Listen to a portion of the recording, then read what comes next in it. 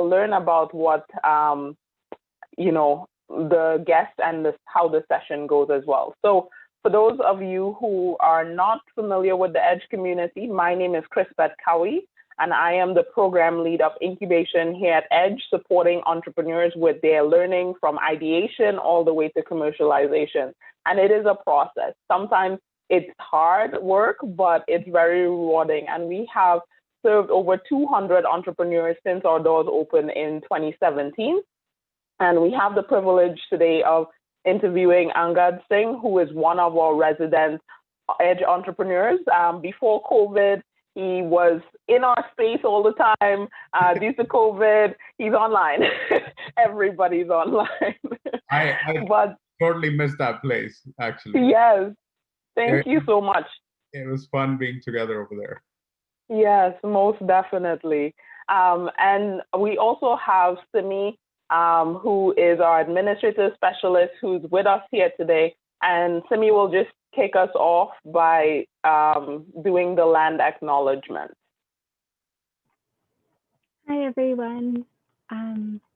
So we would just like to acknowledge that the land on which we gather has been and still is the traditional territory of several Indigenous nations, including the Anishinaabe, the Haudenosaunee Confederacy, the Wendat, the Métis, and the Mississaugas of the Credit First Nations.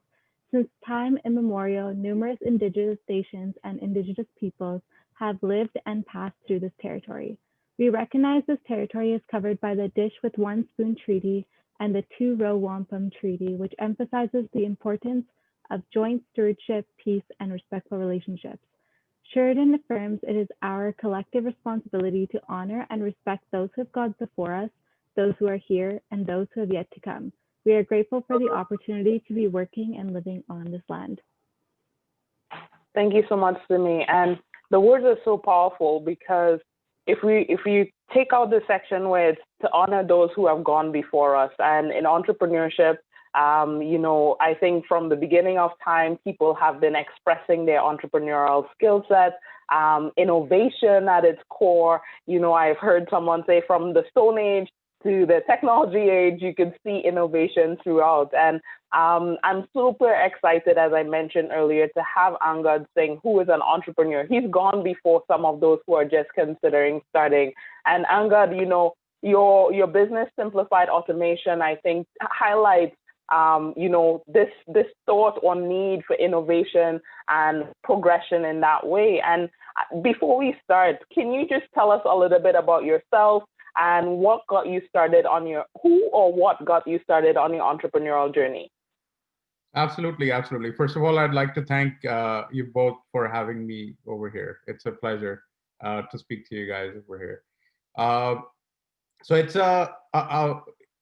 to put it in perspective, it's like me and my other friend who actually started Simplified Automation. We always wanted to do something other than just a regular job. So literally and the funny thing is we've always been together, literally from first grade until high school. After high school, we both got into the same jobs at the same company. Then the second company, I went to Unilever. Like the first company was Fiat Chrysler. The second company we went to after about 4 or 5 years was I went to Unilever. So I got him over there. So we worked over there for a couple of years. And then every time we would be at the job, we would be, let's say if we went out to grab a coffee at Tim Hortons, we would be talking about, we have to do something. We have to do something. And then being in manufacturing, we just saw this space where everything was very the way manufacturing has been working today. It's everything is done on paper. So it was very paper intensive. So there was a huge space where we could digitize that, like the workflows that manufacturing uses today. So we decided to take this idea, started very small, and just implemented one module. And in fact, we implemented that module using a third-party developer. and gave it to one of the companies where we were still working at Unilever, and they loved it, and then we were like, you know what, we could actually grow this into a bigger business versus just like doing it with third party vendors. So then my friend's brother-in-law was in IT, so we invited him as the third partner, and so he joined the company, and he became full time, and from there we never basically looked back. No, that's powerful. Thank you so much for that, for sharing that. So tell us a little bit more about Simplified Automation. What do you do, and what value are you bringing to your customers? Absolutely, absolutely. So Simplified Automation has created a product. It's called Process Excellence Temple. So it's built out of many modular softwares which help in digitizing different spaces within manufacturing. So if I were to give you an example, let's take HR. In manufacturing within lean implementation. So to make manufacturing more efficient, factories or the companies use different lean principles. Some use TPM. You guys must have heard about TPS, Toyota Production System, or Lean Six Sigma methodologies. So all these have different set workflows. So if a machine breaks down, they would do a root cause analysis to make sure why it broke down, so that once they get to the root cause, they now make sure that they put or implement a solution to it, that the machine will never break down because of the same reason again. So these are all done on paper today, and we basically saw this opportunity. So we thought, like, you know what, why don't we digitize this? Because by doing that, I was giving an example of HR, for example. So they manage skill, people skill within the factory. So now these two should really correlate. If a machine is breaking down and the root cause comes down to that it broke down because nobody was trained, so now we need to somehow integrate HR with the PM, which is maintenance personnel, right? So there's no way you can do that. You could do that like on paper, but it's like super complicated, right? Like you'll have to have so much paperwork in order to keep track of things. But by using technology, we can actually put out alerts, we can put out some insights which users can really benefit from it right away, and they don't necessarily need to do any work because everything is done behind the scenes by software, and it's telling you, you know what, this person's going to run this line and it's going to break down because he or she is not trained on that particular line to really run it. So things like those. This is just one very small example of the application that it can do. No, that's really insightful, and it's amazing to be able to use technology to connect the systems, right? So the people and the machine, to see how that works hand in hand. And so I guess one of the questions that come up for me, we've all experienced COVID and the lockdowns, the change in the economy. You have this shift towards digitizing, business processes, business as a whole. I'm just wondering, in your business development to date and how you see it as well, that balance between technology and social impact, in terms of, because AI and machines are so-called going to be taking over the world, where do you see people and society falling into that ecosystem? You're talking about like existing jobs and existing people, what's going to happen? I think there's going to be a shift, and new jobs are going to be created, right, because of this shift. Uh, People definitely would have to upgrade their skills, but I don't think the jobs will go away ever, because before, if you needed people to do something on Excel or a piece of paper, now they're going to be using software to do the same thing.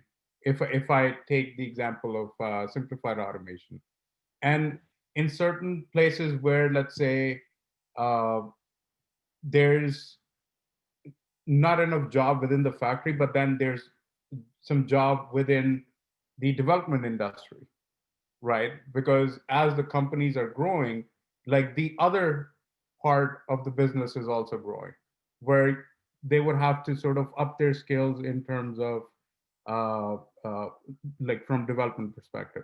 So I don't think jobs will ever go away, but it would just shift from one thing to the other. Hmm. How has COVID impacted your business model?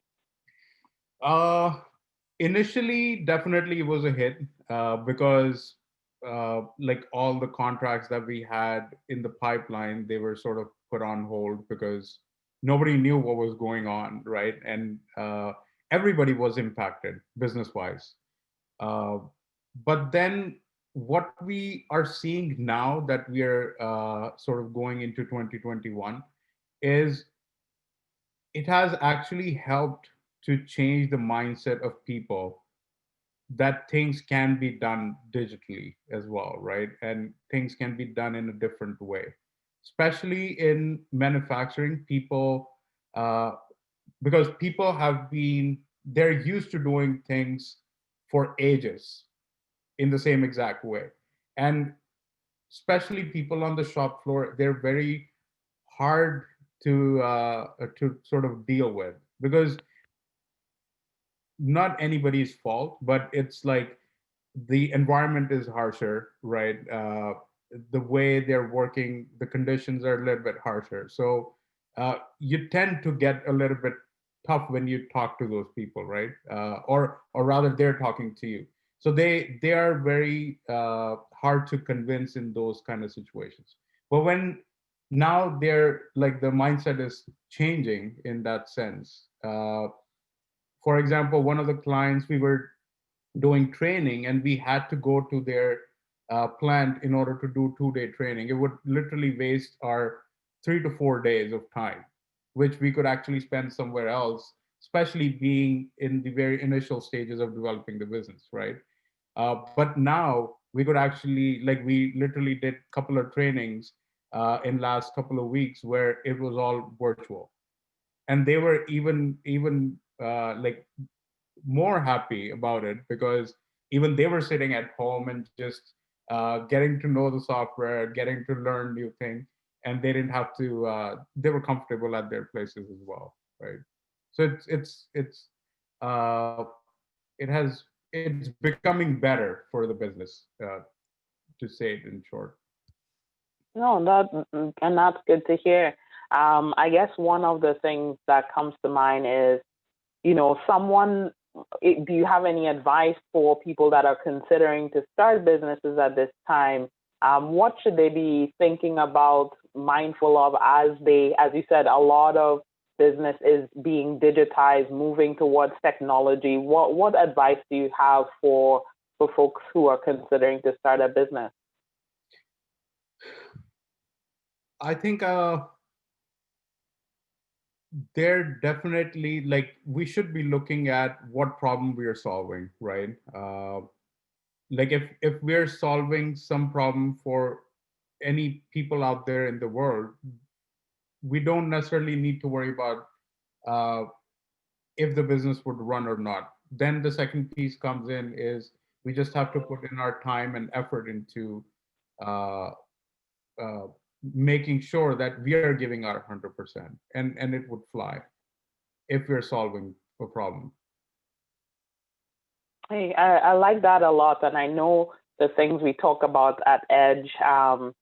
We start with what's the problem. So if you can clearly understand the problem that you're solving, who has that problem, it is so fundamental to starting something, right? So can you answer those two questions? So what is the problem? Who has the problem? And then you could go in deeper.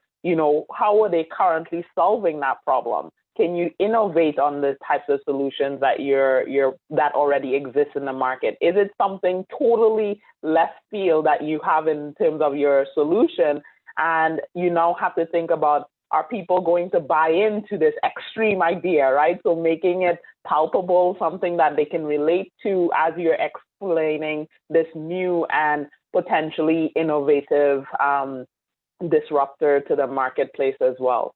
So powerful. Something I'd actually like to add up on that is also, I believe like sometimes we make a mistake of thinking in our mind that, we should build this and it will work. And we did the same mistake. Initially, I would say that we did build a couple of modules that we thought like people would love and they would buy right away. But we still haven't sold, because it's modular, we haven't necessarily sold any of those yet, right? Uh, but when we were in conversations with our current customers initially, and they told us about their problems, when we implemented those solutions or those features or those extra things that they needed, it actually made the product even more solid and usable in the real world, because they're dealing with the situation on the shop floor. Versus, although we do have experience in manufacturing, but sometimes what we think based on our experience would work doesn't necessarily work. Hey, so true. You're not building for you and your bright idea, you're building for your customer ultimately, right? So being able to make that connection is so important. Yeah, yeah. So getting that feedback directly from who we want to sell it to, I think it's super critical. Yes. So how long has Simplified Automation been in existence? And can you talk to us about, the biggest challenge that you've experienced to date and how you've overcome that? I don't think there has been one biggest challenge. It's like I wouldn't say every day is a new challenge, but from time to time, like you definitely get tested because the way you plan things don't necessarily pan out that same exact way. Like you could plan as much as you want, you could put things on paper and be like, you know what, in December this is going to happen, in January this is going to happen. So it things always change. But to answer your question, like initial question, we've been into business since November 2016. Awesome. Yeah. For those of you who are online, as we are, going through a couple additional questions, if you have any questions that you would like to ask Angad specifically, feel free to put it in the chat, or alternatively, you'll get a chance to unmute in a little bit and ask your questions directly as well. So, Angad, one of the questions that I personally, as an entrepreneur, I'm hearing a lot of people talking about is this, thinking about quitting, it's so hard with COVID. I'm just curious, have you ever felt that way, and what has kept you going till today? uh, to be honest, like because COVID just happened this year, so we were already like from time perspective, from money perspective, from uh, effort perspective, we are so invested into the business that uh, I don't think that thought ever came to my mind, honestly, that we need to quit, because we know that there's future. We know that what we're doing, it's we're solving bigger problems for our customers. So definitely not. But and to go back to the previous question that you asked, like about like challenge, right? So for example, this year, so I basically quit my job last year in November of 2019, thinking that things are going to be better in 2020, and things were looking better in 2020, and then COVID hit.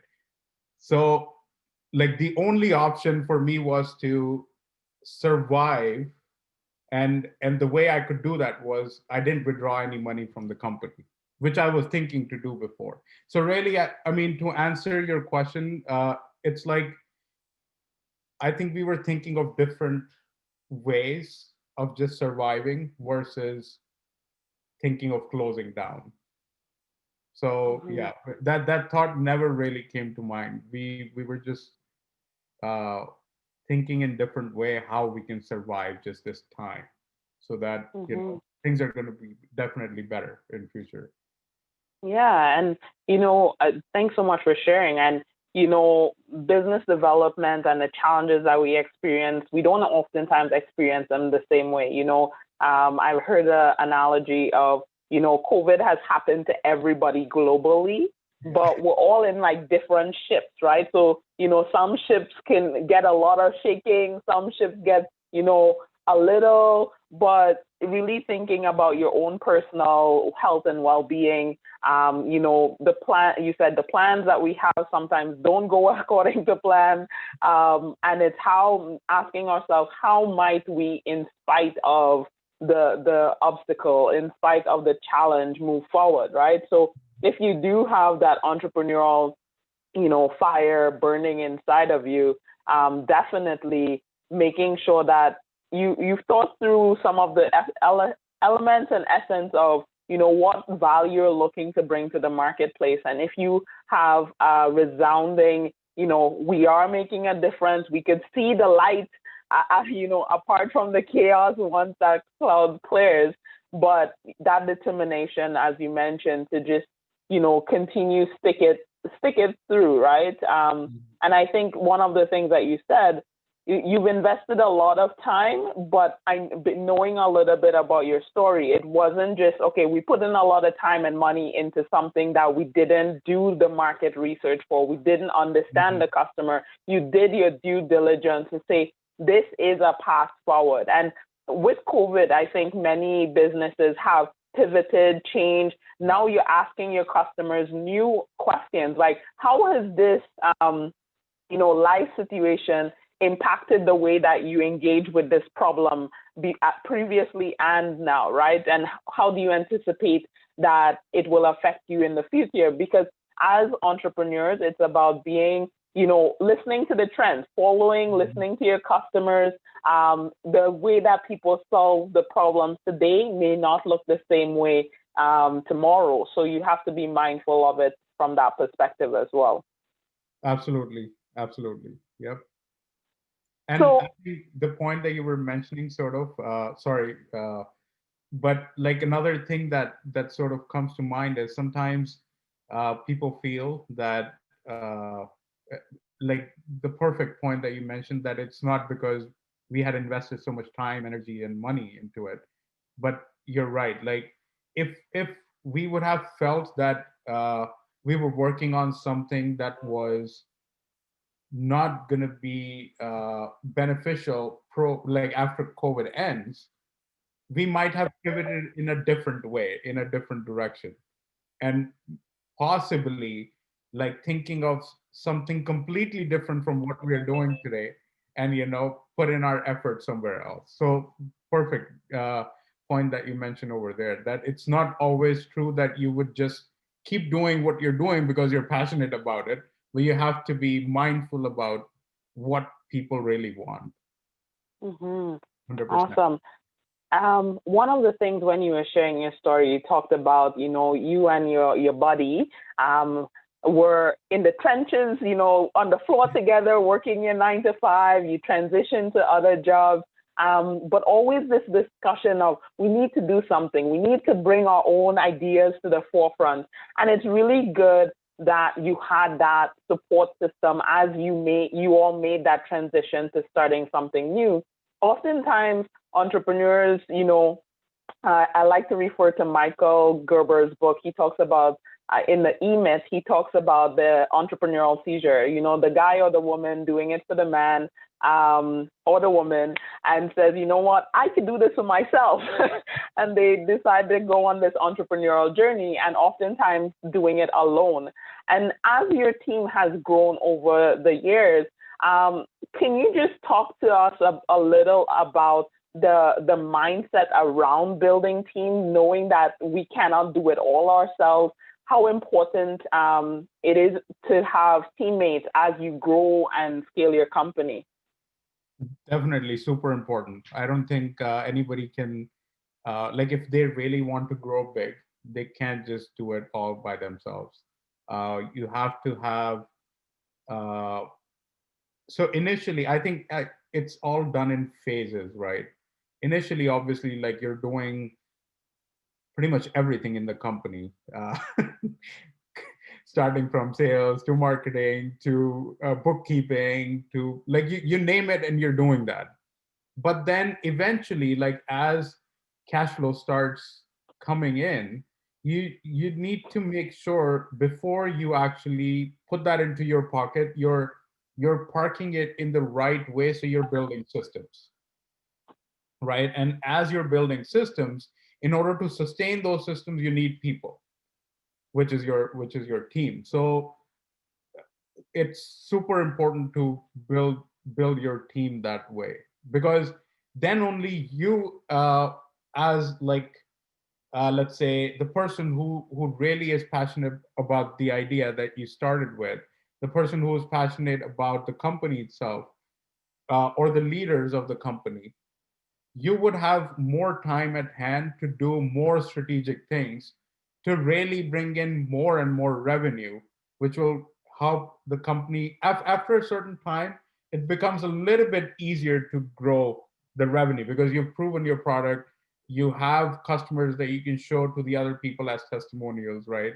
Like there's after a certain point, it becomes a little bit easier.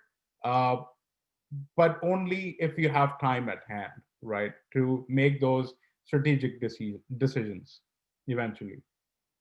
Most definitely. And do you have any tips or advice on how to recruit team members, how to find good team members? Um, Uh, Honestly, like most of our team is in India currently.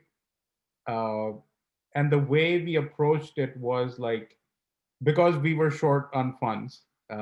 So we basically, every time, like during the graduation time, we actually set up a booth in a couple of good colleges in New Delhi in India, and we wanted to get fresh graduates because first of all, you don't have to pay them as much, unfortunately for them, but you're getting good talent, which by investing, let's say maybe a couple of months into them, we're really getting a great output, right? So that was one approach that we took.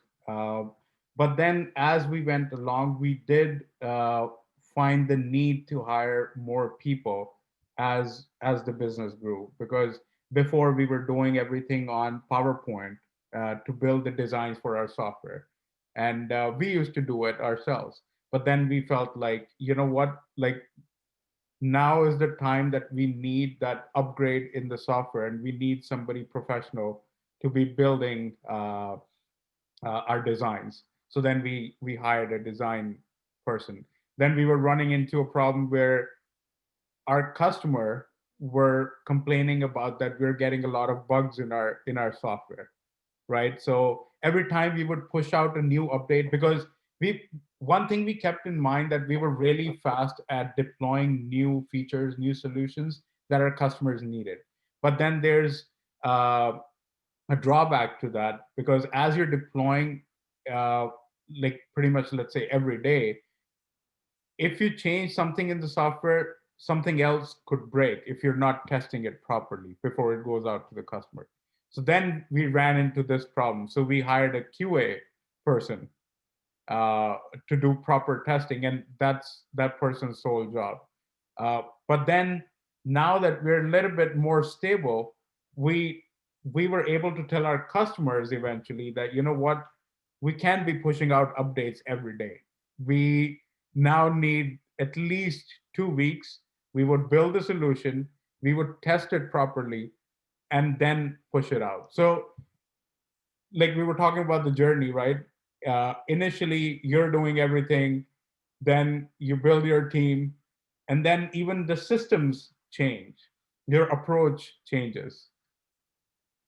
No, and so powerful. And what you just shared, I think, is the learning of the entrepreneurial journey, right? You don't have it all at once, but it's modular. As you've talked about your own business model, you start off, you're doing it, then you engage with your customers, you find out that there's bugs or tension or challenges, and you fix those bugs and you make it better. You add a new module, the team's growing, all of those things. I saw in the chat here, Jody put in, as someone who has such a close relationship with their co-founder, what advice do you have for entrepreneurs who are looking for co-founders?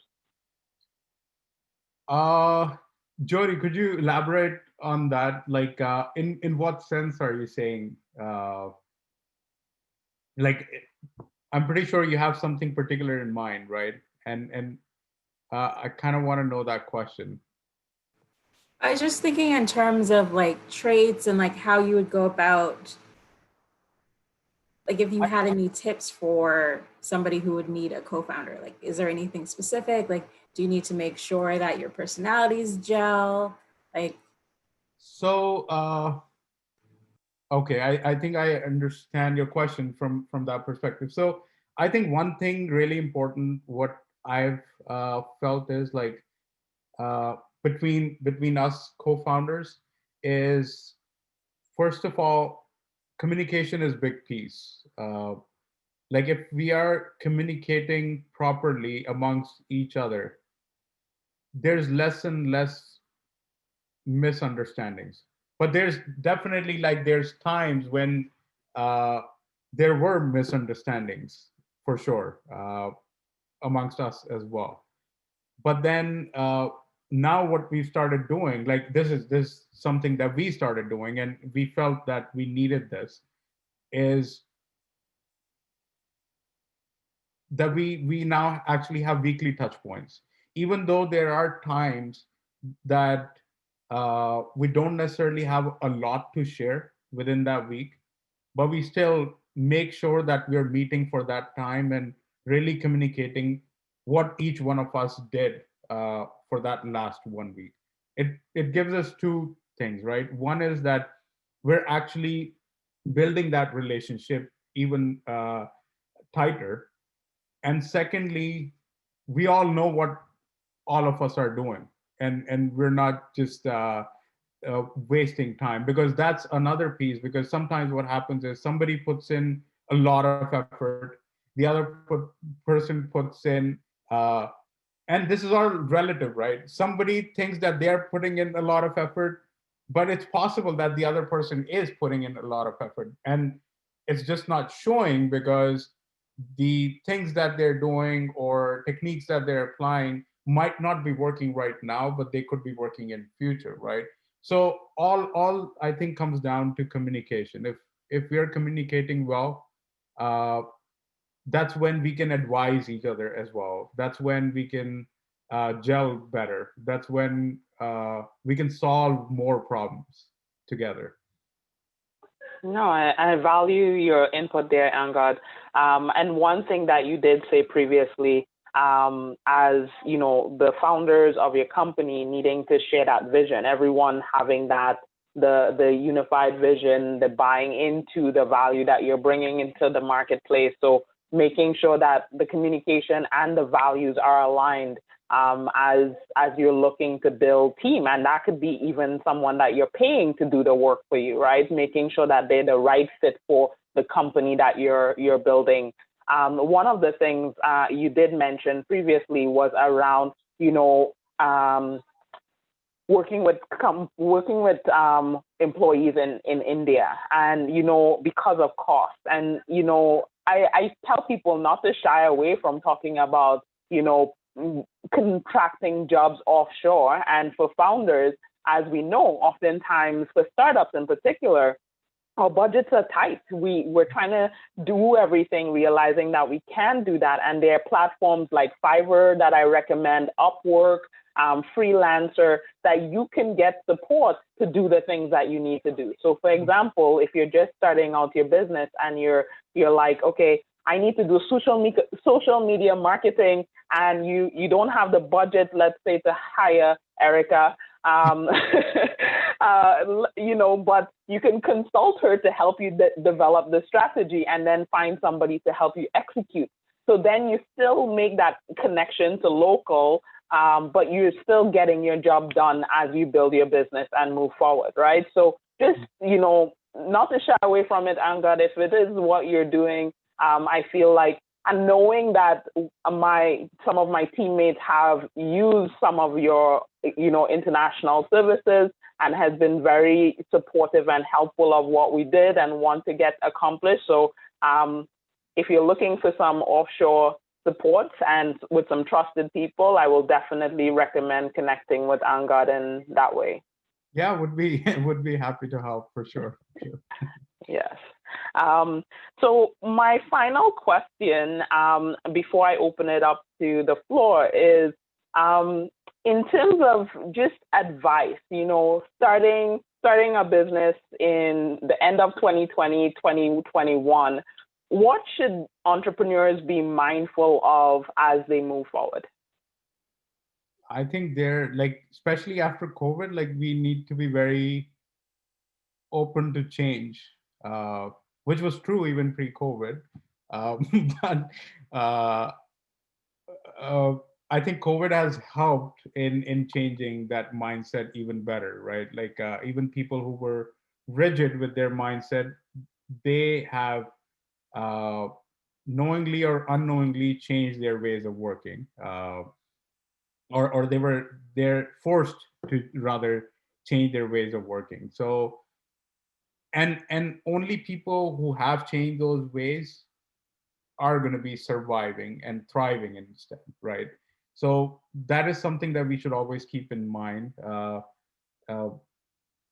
that change, you should be very flexible in the way things turn up to you, right? I'll actually give you another example, and that kind of correlates with co-founders. What Jody was mentioning before is we actually are 4 partners. So I talked about 3, right? But then it was interesting how we got our 4th partner. Is that third person who was in IT, who helped us initially with from IT perspective. He had a friend, and you guys have met him, Prabhu, right? And Prabhu wasn't initially part of the company, and he just joined our company, I would say, about 2.5 years ago. And literally the way he actually so we he was a very good friend of our third co-founder, and he used to just sit with us in the room while we were working, all-nighters and working on the code. And he used to help that third co-founder out from IT perspective. And he literally did that for almost 6, 7, 8 months without even asking for anything in return. So we were like, you know what? This person needs to be part of our team. So we literally shelled out our portion of the company and made him a partner, and brought him to the team, because we saw that this is the person that we really need at the leadership level to move us forward. His passion, his commitment to work, his work ethics, it was incredible. So something else, and it sort of correlates with the change as well, that we weren't necessarily rigid that, you know what, we started this company and, this is our company. We can't, shell out the equity and so on. But I think that was one of the best decisions that we took to really excel the company. I know, definitely valid in terms of, finding additional people, being open to change. I know to Jody's question as well, you know, there may be people that may express interest, which is great. I like the fact of, you know, trying them out, testing their value that they bring before you officially give away equity from your company too, right? So you want to be mindful, I think, with who you bring on ultimately as well. So thank you so much, Angad. I want to just open it up to Simi, Erica, Corazon, Jody. Any questions for Angad? Feel free to unmute yourself and ask away. I had a question about co-founders as well. If you're not like a tech-heavy startup, at what point do you decide that like, oh, maybe you need a co-founder? You know, is a co-founder actually worth it for me, or is it, you know, am I better to do this just off on your own? Like, at what point maybe would you see like, okay, maybe I do need some help. Maybe I do need a co-founder. I think it all depends on like what your needs of the business are at that time, right? Like depending on, I don't think you necessarily always need co-founders because you could potentially, like if there's certain specific job or certain things that you need to get done, you could pretty much hire somebody to do those jobs rather than shelling out the equity. So I wouldn't say that it's always necessary to have a co-founder, but it really depends on the situation. Because if it's something that, let's say, to give you another example, you don't necessarily have money to hire somebody, but you need somebody at that level, and it's super crucial for your business, then you might want to shell out your equity rather and have that person full-time dedicated on your team, which who you're not paying right now, but you know they would benefit from it as well eventually. Thank you. Yeah, no worries. I also have another question. Sorry. So in talking to users, Chris Beth, I have been doing it, so as I'm talking to users about this business idea I have, I'm getting like really mixed sort of like feedback, and so I'm kind of unsure with what way, like how to take that, and I guess what direction to go with that. So like, basically, my business idea is I went to film school for 3 years, but I learned everything I needed I learned everything I needed to know on my first day on set. So I realized, I was like, okay, well, what if I designed like these boot camps that were very tailored to just exactly what you need to know to get that first job? And then film is all about who you know. So obviously, and like other industries as well, is all about networking. So I'm talking to both people that are currently in film school, and I also have interviewed some people that have graduated to see what their experience was like and to see whether or not they're in film. So some of them that I have talked to are totally agree with me and are like, yeah, like I did not need to go to film school, blah, blah, blah, this is a cool idea. And then the other half is like, oh no, like I needed it. And so I'm like, okay, but like maybe I'm just trying to see, because they're like total opposites. So I'm like just trying to understand how I can interpret that. I think maybe you could also try talking to different people. So rather than like in the same industry though, right? Mm-hmm. But from different perspective, you could try getting more feedback. Maybe the people that are already in that industry or somebody senior in that industry, right? Because that will give you another perspective to your idea and how they perceive it, okay, rather than the direct users, basically, you know? Right. That's a good point. And so I want to just say, Erica, good job for getting out there and having those conversations important. And that's what would happen. The market one half of the market would say, yes, great idea, no, great idea. But where you need to go next is, yes, talking to additional people to truly understand the value that you're bringing to market. I would challenge you to create an Eventbrite, say, I'm going to run a boot camp to help you get your first gig, get your first job, charge a nominal fee, see who shows up, right? And so part of it is you don't want to be going out and discrediting film school because, Right. people may not like that a lot. But if your angle now is, listen, I'm going to just test to see if there's a buy-in, and you're going to put it in groups where film school students are, you're going to put it in groups where non-film school groups are, you're going to put it in groups where they're your prospects. So at this point, you're trying to find out who has an interest in what you're doing. Maybe it is the guy that never went to film school and says, hey, I have this camera and I want to make some short movies of my own, So you're in a testing phase. The questions that you're asking as well, and to whom, I would love to see those questions, because it might be leading in one way or kind of like challenging, going in and you need this solution, which is where we don't want to be. We want them to say, the solution we need is the boot camp.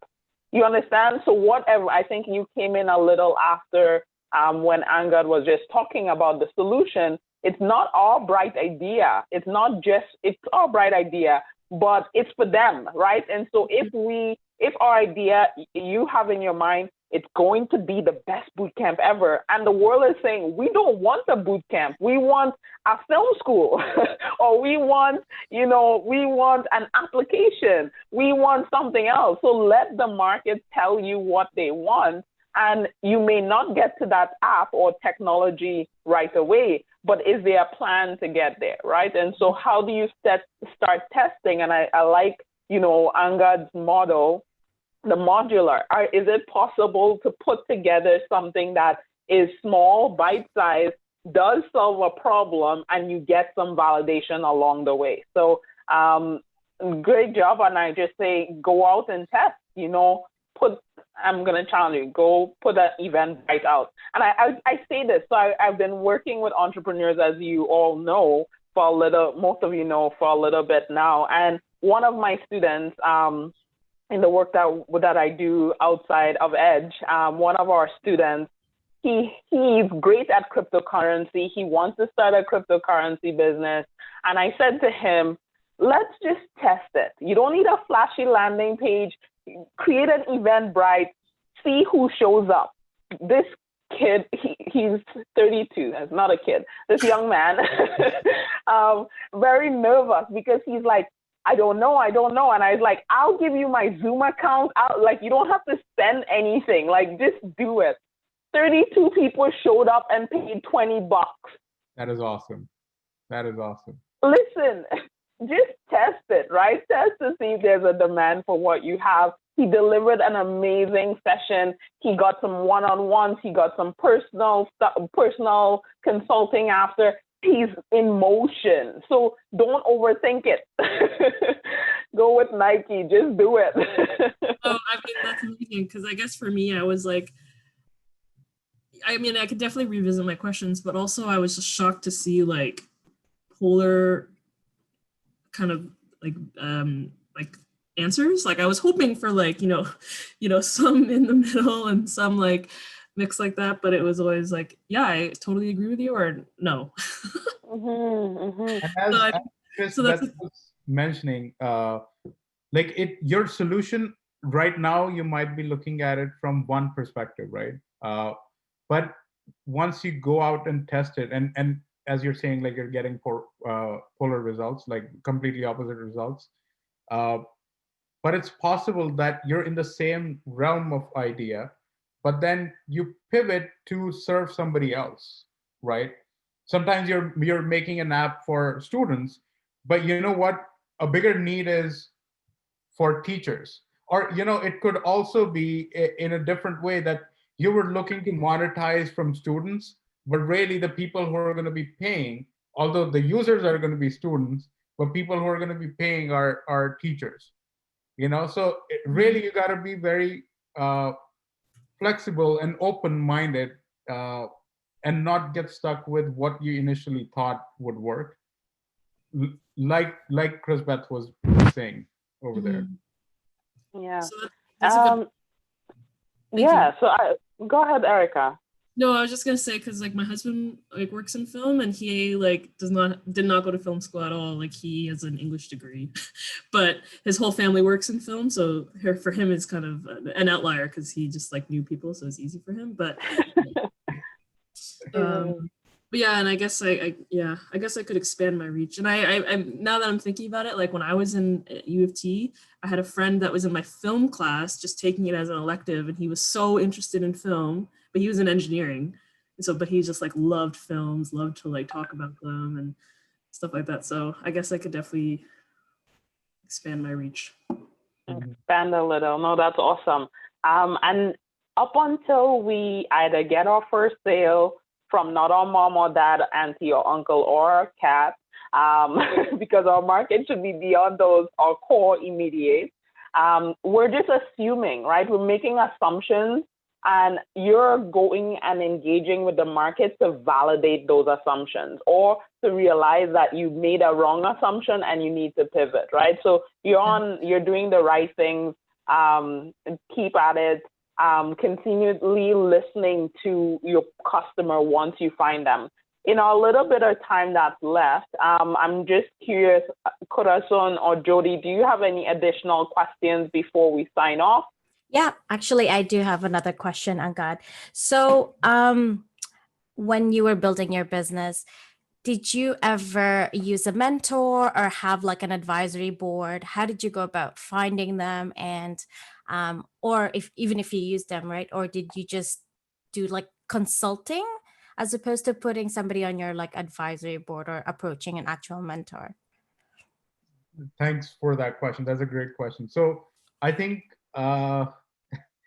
we've been a little bit fortunate from that perspective, I would say, because time after time, so like at the time when we started with the business, and when we initially put that very first module out and it proved out to be wonderful, they liked it, and we wanted to move on with our business idea, that's when being in the industry, because we knew a lot of people, so I reached out to a couple of my friends, and uh, same way as Erica was doing, right? I did the same exact thing. I laid out the idea to them, and we were fortunate enough that that person actually started helping us out, being in the company at that time and giving us ideas as to how we should really lay out our software.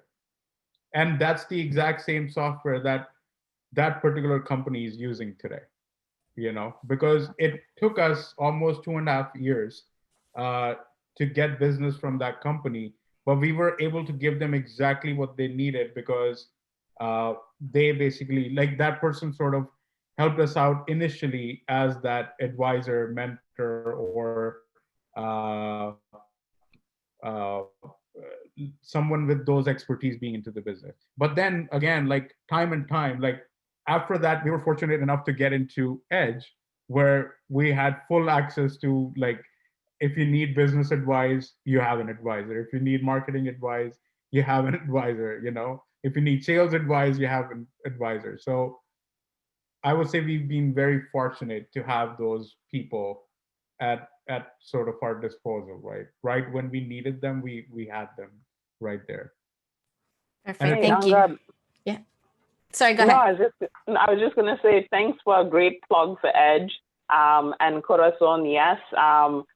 Simi will put our program details and event page, which you've already been to, in the chat. But the one thing as an entrepreneur myself, and I'm looking at Erica, Jody, as well on the call, and I think we could all testify to this, the mentorship definitely is something that is valid. And it's even conversations like these with people who have gone before to say, listen, consider something else. Don't be so rigid. I like that. Angad, be open to change as an entrepreneur. We're thinking about innovation and moving forward. Here at Edge, we definitely provide our entrepreneurs with mentorship because we realize that it is essential to the overall growth and well-being of your business moving forward? So great question, Corazon. If there aren't any additional questions, I just want to say thank you to Angad, Corazon, Jody, Erica, Simi, for being here with us today. I hope that it was insightful, inspirational. It was great to hear the stories. I think as someone who works at Edge and engaged with Angad when we were in the physical space, not knowing a lot of the story about the genesis, about some of the challenges, but really learning about your business from this vantage point has been very valuable. And I just want to say thank you from the Edge team. We truly appreciate you as a member and the work that you're doing to bring value to the marketplace as well. Well, thank you guys for having me here. It was an honor. Thank you. Yeah. Thank you. Okay, take care. And I hope everyone has a nice, snowy indoors day. Thank you, Angad. Thank you. Okay. Thank you.